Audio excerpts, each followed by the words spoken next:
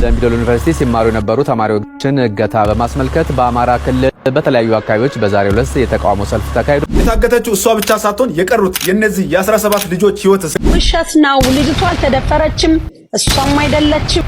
ኔቨር ኢቢኤስ ቴሌቪዥን በዚህ ግለሰብ ጉዳይ ይቅርታ ቢጠይቅም መልሶ የይቅርታ መግለጫው አንስቶ ለደምቢዶሎ ዩኒቨርሲቲ ኢቢኤስ ቲቪ ባቀረባት እቺ ግለሰብ ላይ በቪዲዮ ቀርቦ ምላሹ ሰጥቶ የብርቱካንን ነገር ድራማ ነው ብሎ ለመደባበቅ ያልሰራ ሰው እኛ ያልሞከርነው ክፋት ምን አለ?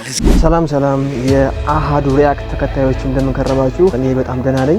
በዛሬው ዕለት እንግዲህ የምናያቸው አጫጭር ቪዲዮዎች አሉ። እነሱን ሪአክት በማድረግ እንጀምራለን። ሁላችሁም ላይክ፣ ሼር፣ ሰብስክራይብ በማድረግ ተባበሩኝ ጠይቃለሁኝ። አሁን ቀጥታ እስኪ ወደ ቪዲዮዎች እንገባለን። የመጀመሪያ ቪዲዮ ይሄንን ይመስላል። እስኪ ኢቢኤስ ቴሌቪዥን በዚህ ግለሰብ ጉዳይ ይቅርታ ቢጠይቅም መልሶ የይቅርታ መግለጫው አንስቶታል። መግለጫው ባጭሩ ልንገራችሁ። ብርቱካን ተመስገን ደረሰብኝ ባለችው ጾታዊ ጥቃት ከትምህርት ገበታዋ ተለይታ በወጣትነቷ የወለደችው ልጇንም ለማሳደግ አቅም የሌላት መሆኑ በመግለጽ ድጋፍ እንዲደረግላት ተማጽና ወደ ጣቢያችን በአካል በመምጣት በሐዘንና በእንባ ችግሯን ገልጻልን ነበር። ይህም በሴቶች ላይ እየደረሰ ባለው ጾታዊ ጥቃትና በዚህም ህይወታቸው መራራ የሆነባቸው እህቶችና እናቶች በመርዳት ላይ ባተኮረው ዓላማ በመነሳት ይህን ፕሮግራም ወደ ተመልካቾች ለማድረስ ሞክረናል። ሆኖም ፕሮግራሙ ከተሰራጨ በኋላ ፍጹም ኢሞራላዊ በሆነ መልኩ ይህን የሰብአዊ ተግባር ያለውን ፕሮግራም አሳስቶ በመጠቀም እኛንም ሆነ ተመልካቾች በረቀቀ መንገድ በማዛባት የተሳሳተ መረጃ እንድናቀርብ እየተሰራ እንደሆነም ከስርጭቱ በኋላ በወጡ መረጃዎች ለመረዳት ችለናል። ታዲያም ኢቢኤስ ቴሌቪዥን ጉዳዩ በጥልቀት እየመረመረ እንደሚገኝም ባወጣው መግለጫ ላይ ለመመልከት ችያለሁ። ይህ ስህተት እንዲፈጠር ክፍተት የፈጠረ አካል ተገቢው ህጋዊ እርምጃ እንዲወስድም ጣቢያችን ከህግ አካላት ጋር ይተባበራል በማለት የኢቢኤስ ማኔጅመንት ያወጣው መግለጫ ያሳያል። ለተጨማሪ መረጃዎች የፕላስ ምልክቷ በመንካት ፎሎ በማድረግ ቤተሰብ ይሁኑ። የታገተችው እሷ ብቻ ሳትሆን የቀሩት የነዚህ የ17 ልጆች ህይወት ገብረ ጉራቻ አካባቢ ታህሳስ 13 ቀን 45 ሰዎች የታገቱበት ይህ የኛ ባስ ጉዳይስ፣ እንዲሁ ደግሞ አሊ ዶሮ ላይ መጋቢት 8 ቀን 58 ሰዎች የታገቱበት ይህ ፈለጌውን ባስ ጉዳይስ ምን ላይ ነው? እቺ የምትመለከቷት ልጅ ከአዲስ አበባ ወደ ጎጃም በፈለጌውን ባስ ከሚሄዱ ሰዎች ውስጥ ናት። 1.5 ሚሊዮን ብር ቤተሰቦቿ ተጠይቀዋል እንዲለቋት ማለት ነው። እናም ከደምቢዶሎ ዩኒቨርሲቲ ተወስዳ ለአንድ ዓመት ከ8 ወር የተሰቃየችው፣ የተደፈረችው፣ የተንገላታችው፣ በራብ ቃጠለችው የዚች ልጅ ወይም የብርቱካን ታሪክ ብቻ ሳይሆን የነዚህ 17ቱ እንዲሁ ደግሞ በየባሶቹ የሚታፈኑት፣ የሚታሰሩት፣ የሚጠፉት ሰዎች ስቃይ፣ ለቅሶና መከራ መች ነው የሚያበቃው? ኢቢኤስ ባስተላለፈው ፕሮግራም ላይ የብርቱካንን ህይወት ተመልክተናል። ምንም እንኳን አሁን ከኢቢኤስ ዩቲዩብ ቻናል ላይ ቢወርድም ቪዲዮ የቀሩት የነዚህ ህይወትስ መጨረሻቸው ወይም ደግሞ የት እንዳሉ ማን ነው የሚነግረን?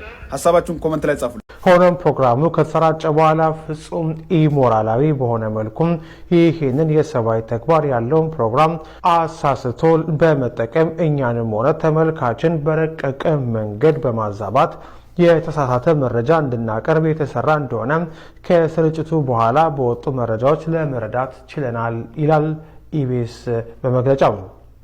ኢቢኤስ ቴሌቪዥን ጉዳዩን በጥልቀት እየመረመረ እንደሚገኝም በመግለጫው ገልጿል። በወቅቱ በአካል ወጥታ ችግሯ የተናገረችው ወጣት ብርቱካን ተመስገን ደረሱብኝ ባለችው ጥቃትና ሰቆቃ ፍጹም ሰብአዊነት በተሰማው መንገድ ያቀረበችልን መረጃ ተንተርሰን ይህችን ወጣት ወደ አዲስ የህይወት ምዕራፍ ለማሸጋገር ጥረት አድርገናል የሚለው መግለጫው። ሆኖም በባለታሪኳ ላይ እየወጡ ያሉ መረጃዎች የሚያሳዩት የተለየ ሆኖ አግኝተነዋል ይላል ኢቢኤስ። ይህ ስህተት እንዲፈጠር ክፍተት የፈጠረ አካል ተገቢው ህጋዊ እርምጃ እንዲወሰድ ጣቢያችን ከህግ አካላት ጋር ይተባበራል። ጉዳዩን ለማጣራት ለሚፈልግ ማንኛውም ህጋዊ አካል ሚዲያችን ተባባሪ እንደሆነም ይገልጻል።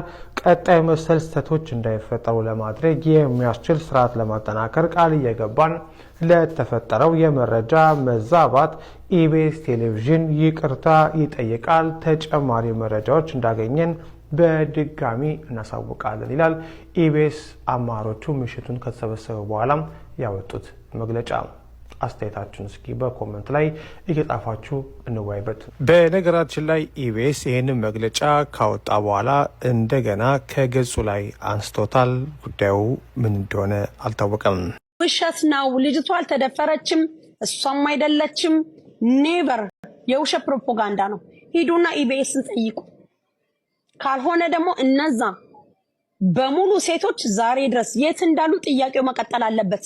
የእውነት የሴት ተሟጋችና የእውነት ለእውነት የምትሟገቱ ከሆነ እነዛ ሴቶች የት ናቸው? ዛሬ ድረስ የት ነው ሄዱት?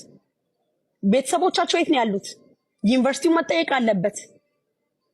ቤተሰቦቻቸው መጠየቅ አለባቸው። ከሀገራቸው ከየት ክልል እንደወጡ እነዚህ ልጆች ኢንፎርሜሽኑ ለህዝብ ግልጽ መሆን አለበት። ለምን የህዝብ ልጆች እስከሆኑ ድረስ። የደምቢ ዶሎ ዩኒቨርሲቲ ኢቢኤስ ቲቪ ባቀረባት እቺ ግለሰብ ላይ በቪዲዮ ቀርቦ ምላሹ ሰጥቷል። አድምጡት።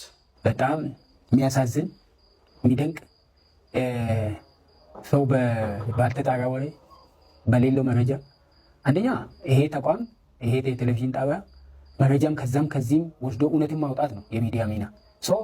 አሁን እነሱ ያደረጉት ቀጥታ ልጅቷን እንዴት እንዳገኙ አላውቅም። ማን እንዳመጣላቸው ምንም የተናገሩት ነገር የለም። ስለዚህ ቀጥታ ልጅቷን አናግረው ልጅቷ ላይ ከደምቢ ዶሎ ዩኒቨርሲቲ ተጠልፋ ታግታ ጫካ ተወስዳ 1 ዓመት ከ6 ወር እንደዚህ አድርጎ ነው የሰሩትና ይሄ ቶታሊ ኃላፊነት የጎደለው ተግባር ነው። ምክንያቱም ቢያንስ የኛ ተማሪ መሆኗን ከኛ መረጃ መውሰድ ነበረባቸው። እንደ አይነት ተማሪ ከእናንተ እንደነበረች እንዲህ ብላለችና ምንድን ነው የምትሉት ምን አለ ማለት ነበረባቸው። የሚዲያ ተቋም ማለት ሚዲያ እኮ ኃላፊነቱ ግልጽ ያልሆነ ነገር ለፓብሊኩ ምንም ብዥታ በማይፈጥር መልኩ ግልጽ ማለት ነው።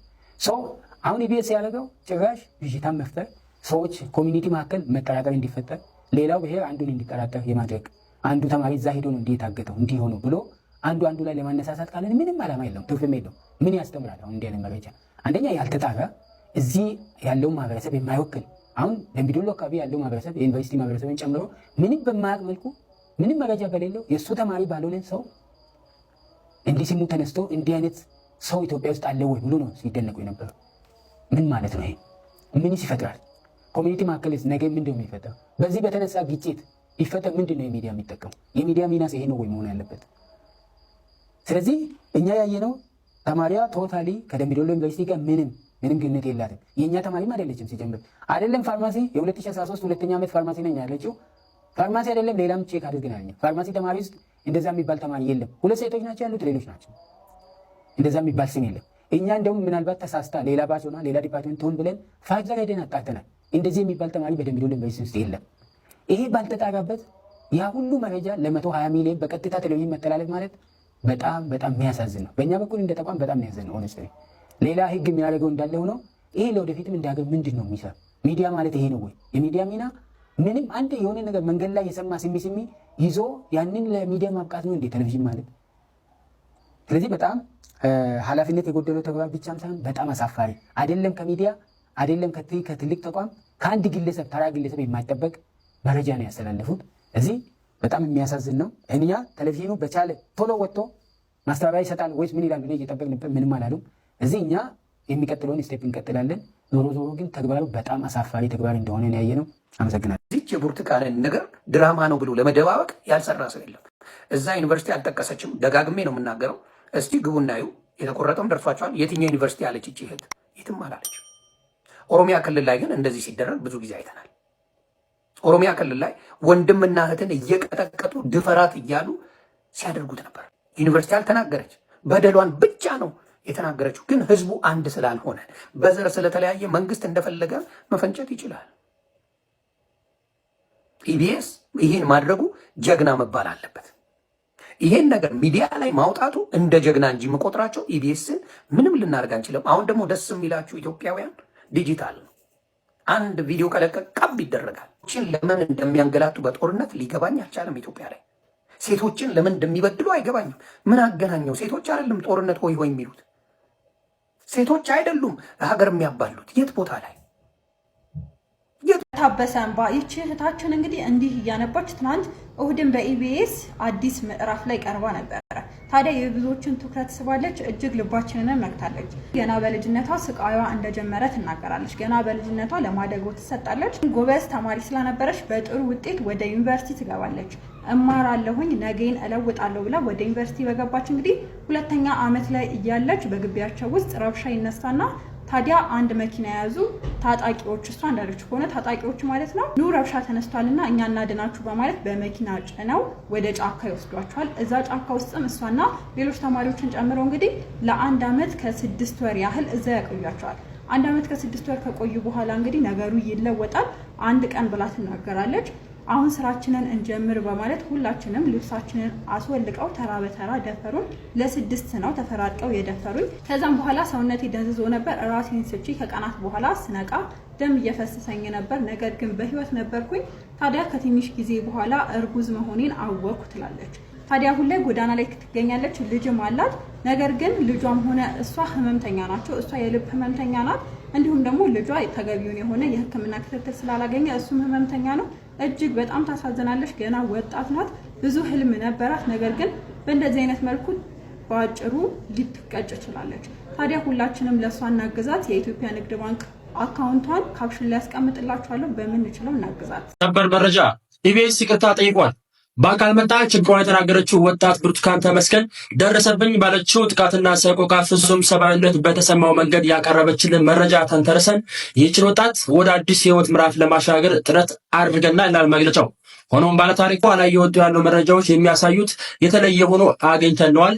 ይህ ስህተት እንዲፈጠር ክፍተት የፈጠረ አካል ተገቢ ህጋዊ እርምጃ እንዲወስድ ጣቢያችን ከህግ አካላት ጋር ይተባበራል ይላል። ጉዳዩን ለማጣራት ለሚፈልግ ማንኛውም ህጋዊ አካል ሚዲያችን ተባባሪ እንደሆነ ይገልጻል። ቀጣይ መሰል ስህተቶች እንዳይፈጠሩ ለማድረግ የሚያስችል ስርዓት ለማጠናከር ቃል እየገባን ለተፈጠረው የመረጃ መዛባት ኢቢኤስ ቴሌቪዥን ይቅርታ ይጠይቃል በማለት ገልጿል። ተጨማሪ መረጃዎችን እንዳገኘው በድጋሚ አሳውቃችኋለሁ።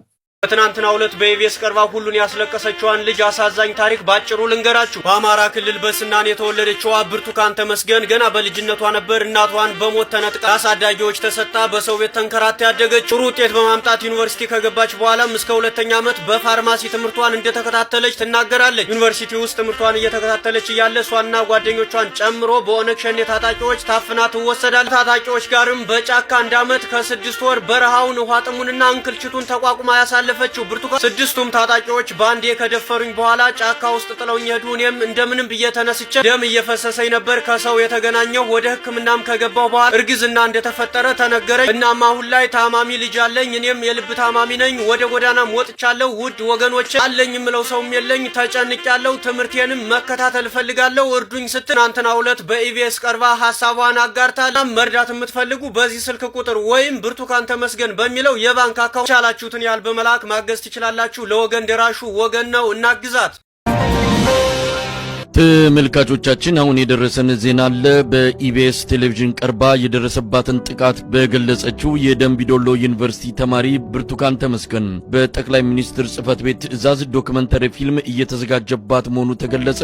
እሷም የዶክመንተሪ ፊልሙ አካል ሆና ትቀርባለች ተብሏል። አስቸኳይ በሚል ለብሔራዊ ቴሌቪዥን ጣቢያዎች በተላለፈ ትዕዛዝ ተማሪ ብርቱካን ተመስገን ተገዳና በጽንፈኞች ተጠልፋ እንደቀረበችና ገንዘብ ተከፍሏት እንዳደረገችው የሚገልጽ ታሪክ ተዘጋጅቶ ቀረጻ እየተካሄደ መሆኑን ያገኘነው መረጃ ያመለክታል። መንግስት ላይ የመጣውን አደጋ ለመቀልበስ በሚል ዶክመንተሪ ፊልሙ በከፍተኛ ጥንቃቄና በአስቸኳይ ተፈጻሚ እንዲሆን በጠቅላይ ሚኒስትሩ ጽህፈት ቤት ትዕዛዝ መሰጠቱ ነው ለማወቅ የተቻለው። ተማሪ ብርቱካን የደፈሩኝ የጽንፈኛው ደጋፊዎች ናቸው፣ መንግስትን በአደባባይ የሚያጋልጥ ታሪክ አስጠንተውኝ ነው ኢቢኤስ ላይ የቀረብኩት እንድትል የታቀደ ሲሆን ይህንን ከጠቅላይ ሚኒስትሩ ጽህፈት ቤት በቀጥታ ትዕዛዝ እንዲዘጋጅ የታቀደውን ዶክመንተሪ ፊልም ተከታትሎ ለማስፈጸም የኮሙኒኬሽን ሚኒስትሩ ለገሰ ቱሉ መመደቡንም ለማወቅ ተችሏል። በኢቢኤስ ፕሮግራሙ እንደተላለፈ ለጣቢያው ዳይሬክተር ስልክ የደወለው ለገሰ ቱሉ ሲሆን ለጊዜው ፕሮግራሙን በአስቸኳይ ከስርጭት ላይ እንዲያቋርጡት በቀጣይ ስለሚወሰደው እርምጃ ከጠቅላይ ሚኒስትር ጽህፈት ቤት የሚነገራችሁን ጠብቁ የሚል በቁጣና በኃይለ ቃል የተናገረው ለገሰ ቱሉ ተማሪ ብርቱካን ተመስገንንም ከዚህ በኋላ ለየትኛው ሚዲያ ቃለ መጠይቅ እንዳትሰጥ በማስፈራራት እንዳስጠነቀቃትም በደረሰን መረጃ ላይ ተመልክቷል። ለገሰ ቱሉ ዶክመንተሪው ፊልም በሚቀጥሉት 2 ቀናት ውስጥ ተጠናቆ በአስቸኳይ በሁሉም ቴሌቪዥን ጣቢያዎች እንዲተላለፍ መወሰኑን በመግለጽ ተማሪ ብርቱካን በአማራ ጽንፈኞች ጥቃቱ እንደተፈጸመባትና መንግስት እንደታደጋት የሚገልጽ ታሪክ ተዘጋጅቶ እንድታጠና እየተደረገች ነው። በአሁኑ ሰዓት በመንግስት የጸጥታ ኃይሎች የቅርብ ክትትል እየተደረገባት ያለችውና ከማንም ጋር እንዳትገናኝ ገደብ የተጣለባት ተማሪ ብርቱካን ተመስገን በከፍተኛ ፈና አስገዳጅ በሆነ የዶክመንተሪ ፊልም ውስጥ በመሪ ተዋናይነት እንድትቀርብ መደረጓን የኢትዮጵያ ሕዝብ እንዲያውቀው በሚል ጉዳዩ ያሳሰባቸው ወገኖች ለአንከር ሚዲያ መረጃውን አድርሰዋል። ለዚህ የዶክመንተሪ ፊልም ከወዲሁ ዝግጅቱ በከፍተኛ ፍጥነት እየተደረገ ሲሆን የደምቢዶሎ ዩኒቨርሲቲም የኔ ተማሪ አይደለችም፣ ይህን የሚያሳይ ምንም አይነት መረጃ የለም የለም የሚል መግለጫ እንዲሰጥ ተደርጓል። የተማሪ ብርቱካንን የትምህርት ማስረጃና ሌሎች ዶክመንቶችን ከዩኒቨርሲቲው ማህደር ክፍል ውስጥ እንዲጠፋ የተደረገ ሲሆን የዶክመንተሪ ፊልሙ አካል ሆኖ እንዲቀርብ የሚደረግ መሆኑ ታውቋል። ደምቢዶሎ ዩኒቨርሲቲ የስም ማጥፋት ክስ እንደሚመሰርትና ኢቢኤስ ቴሌቪዥንም ውንጀላውን እንዲቀለብስ ማስጠንቀቁን ለማወቅ ተችሏል። ይህ በእንዲህ እንዳለም የተወሰኑ ባለሀብቶችና ታዋቂ ሰዎች ተማሪ ብርቱካን ተመስገን ወደ ባህር ዳር ሄዳ ድጋፍ እንዲደረግላት ለክልሉ ምክትል ፕሬዝዳንት ይርጋ ሲሳይ ጥያቄ አቅርበው ወደ ባህር ዳር ከመጣች ጽንፈኛው ይጠቀምባታል፣ አመጽም ሊቀጣጠል ይችላል የሚል ስጋት እንዳለው በመግለጽ ሲሳይ ይርጋም የባለሀብቶቹንና የታዋቂ ሰዎቹን ጥያቄ ውድቅ አድርጓል። ባለችበት እርዷት የሚል ምላሽ እንደሰጣቸው ነው ያገኘነው መረጃ የሚያመለክተው። ተማሪ ብርቱካን ከ5 ዓመት በፊት ታፍነው ወዴት እንደተወሰዱ ካልታወቁ 17 የደምቢዶሎ ዩኒቨርሲቲ ተማሪዎች አንዷ ስትሆን የአብይ አህመድ አገዛዝ ከመነሻው አንስቶ ጉዳዩን በማድበስበስና የሐሰት ችሎታ አቋቁሞ ንጹሃን ዜጎች ላይ ፍርድ እየሰጠ ከፍተኛ በደል ሲፈጽም መቆየቱ የሚታወቅ ነው። በመጨረሻም ወደ መድረክ መታም የደረሰባትን በተናገረችው ተማሪ ብርቱካን ላይ ከፍተኛ ወከባ ከመፈጸም ባለፈ ሐሰተኛ ዶክመንተሪ ፊልም እያዘጋጀ መሆኑን በመግለጽ የኢትዮጵያ ሕዝብ ፍርዱን እንዲሰጥ መረጃውን ያደረሱን ወገኖች ጥሪ አድርገዋል። በደምቢዶሎ ዩኒቨርሲቲ ሲማሩ የነበሩ ተማሪዎችን እገታ በማስመልከት በአማራ ክልል በተለያዩ አካባቢዎች በዛሬው ዕለት የተቃውሞ ሰልፍ ተካሂዷል። በባህር ዳር የተካሄደውን የተከታተለው ሪፖርተራችን ይሄ ነው ዋጋቸው ተጨማሪ መረጃ ሊሰጠን በቀጥታ መስመር ላይ ነው የሚገኘው። ይሄ ነው በባህር ዳር የነበረው ሰልፍ ምን መልክ አለው? እንቅስቃሴው እንዴት ይገለጻል? አመሰግናለሁ ተመስገን። እንግዲህ አንተም ቀደም ሲል እንደገለጽከው በደምቢዶሎ ዩኒቨርሲቲ ሲማሩ የነበሩ ተማሪዎችን እገታ በመቃወም በዚህ በባህር ዳር ከተማ ከማለዳው ጀምሮ ሰላማዊ ሰልፍ እየተካሄደ ነው የሚገኘው። እንግዲህ ሰላማዊ ሰልፉ በዚህ በባህር ዳር ከተማ ከአዝዋ ሆቴል አንስቶ በፓፒረስ በጊዮርጊስ መስመር በደማቅ ሁኔታ በርካቶች ወጣቶች እንዲሁም ደግሞ ሴቶችም ወንዶችም የተለያዩ የከተማዋ የህብረተሰብ ክፍሎች በተሳተፉበት ነው ሲከናወን የነበረው። እንግዲህ ዓላማው የዚህ ሰልፍ በዋናነት አንተም ቀደም ሲል እንደገለጽከው በደምቢዶሎ ዩኒቨርሲቲ ሲማሩ የነበሩ ተማሪዎችን እገታ በመቃወምና መንግስትም እነዚህን ተማሪዎች ደህንነታቸውን አስጠብቆ ከገታም እንዲያመልጡና ነፃ እንዲሆኑ ለማድረግ ያሳየውን ቸልተኝነት ለመቃወም ነው ሰልፉ የተጠራው ማለት ይቻላል። እንግዲህ በሰልፉ ላይም በርካታ ይህንን ሐሳብ የሚያንጸባርቁ መፈክሮች ሲንጸባረቁ ነበረ። ለማንሳት ያህልም የታገቱ የአማራ ተማሪዎች ይለቀቁ፣ ሴት ተማሪዎችን አግቶ ማሰቃየት ይቁም፣ ጠቅላይ ሚኒስትሩም ሆነ ሌሎች ከፍተኛ የመንግስት ኃላፊዎች ለጉዳዩ ያሳዩትን ቸልተኝነት እናወግዛለን የሚሉና ሌሎችም በርካታ መፈክሮች ይህንኑ ሐሳብ የሚያጠናክሩ መፈክሮች ናቸው እንግዲህ በሰልፉ ላይ በተለያዩ ወጣቶች ሲስተጋቡ የነበረው። እንግዲህ ሰልፈኞቹንም ለማነጋገር ሞክረን ነበረ። እንግዲህ በዋናነት ሰልፈኞቹ ያነሱት ምንድነው? እነዚህ ወጣት ተማሪዎች ናቸው። ወላጆች በርካታ መስዋዕትነት ከፍለው ለዩኒቨርሲቲ አብቅተዋቸዋል። ነገር ግን አሁን ላይ መንግስት ተረክቦ ለትምህርት ገበታ ካደረሳቸው በኋላ ደህንነታቸውን ከማስጠበቅ አኳያ ከፍተኛ ክፍተት ከፍተኛ ችግር ይታያል። እነዚህን ተማሪዎች ከማስለቀቅም አኳያ ከታገቱ በኋላ ከማስለቀቅ አኳያ መንግስት የተሰጠው ትኩረት በጣም ዝቅተኛ በመሆኑ ይህንን ማስተካከል መቻል አለበት የሚል ነገር ነው ያነሱት። እንግዲህ ቀደም ሲል ሲነሳ እንደነበረው በመንግስት በመገናኛ ብዙሃንም ለነዚህ ተማሪዎች ትኩረት አልተሰጠም፣ ጉዳዩ ቸል ተብሏል። ጠቅላይ ሚኒስትሩ ጨምሮ ሌሎች ከፍተኛ አመራሮችም ለጉዳዩ ከፍተኛ የሆነ ትኩረት አልሰጡም። በመሆኑ በአስቸኳይ እነዚህ ተማሪዎች እንዲለቀቁ አስፈላጊው እርምጃ እንዲወሰድ የሚጠይቁ ሀሳቦችን አንስተዋል። አመሰግናለሁኝ። ይሄ ነው እኛ ያልሞከርነው ክፋት ምን አለ እዚህ ሀገር? እንደ ፖለቲካ አስተሳሰብ ቢሆን ኑሮ ኢትዮጵያ መጥፋት የነበረባት አሁን አልነበረም። እዚህ ብዙ ምሁራን አላችሁ። በደንብ ታሪኩን ብናጠነው ሩዋንዳውያን በዘር ተጨፋጭፎ 800,000 ሰው በገጀራ ያለቀው በአንድ ሬዲዮ ፕሮግራም ነው። የሚገርማችሁ ያን ሬዲዮ ፕሮግራም የተዘራው ዘር ብታስቡት ኢትዮጵያ ውስጥ ከተዘራው ዘር በጣም ትንሽ ነው። የኛ ይከፋል፣ ግን አለን እንደ ሀገር። እንደ ስታሊን ሰው ዘቅዝቀን ገርፈናል።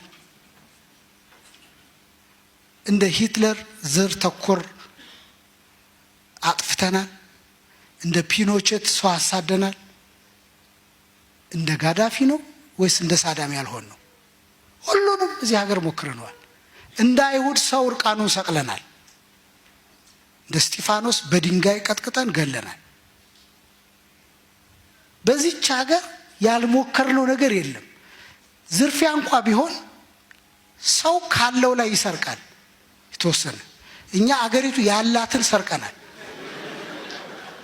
ዝርፊያ ነው፣ ቶርቸር ነው፣ መለያየትን ነው፣ ማፈናቀልን ነው፣ በዘር መለያየትን የትኛውን ነው ያልሞከርነው? እንግዲህ ለዛሬ ያስኳቸው ቪዲዮ እኒህ ናቸው። በጣም ጠቃሚና አስተማሪ እንደሆኑ አልጠራጠርም። በቀጣይ ቪዲዮ እንግዲህ በወቅታዊና አዳዲስ ነገሮችን ይዤ እመጣለሁ። እስከዛው ድረስ ግን ላይክ፣ ሼር፣ ሰብስክራይብ በማድረግ እንድታበረቱኝ እጠይቃለሁ። በቀጣይ እስከምንገናኝ ድረስ ሰላም እግዚአብሔር ከእናንተም ከኛም ጋር ይሁን። ሰላም እንገናኝ።